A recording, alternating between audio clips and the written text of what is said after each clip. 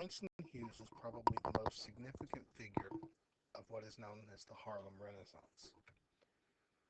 This period began as discussions on literature and art in Greenwich Village and Harlem in the 1920s. It was not only about protesting racism, but about celebrating African American culture, heritage, and art.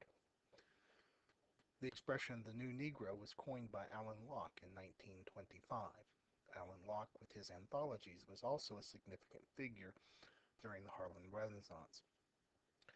This period was influenced to some degree with the huge migration of blacks to large northern cities, which Alan Locke was to call a spiritual emancipation.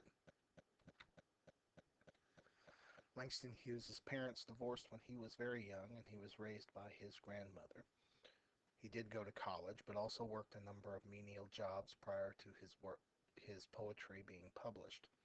His first book of poetry, The Weary Blues, was published in 1926. Hughes was most famous for his poetry, but he also wrote fiction and plays. His Jesse B. Simple character of short stories is one of the most important characters of the period.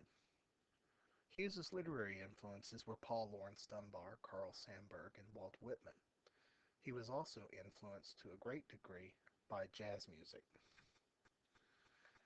In Hughes's poetry, we find revolt against racism of all forms, not just the overt types of racism, but also the more subtle forms of racism that his white audience would not have been aware of prior to this.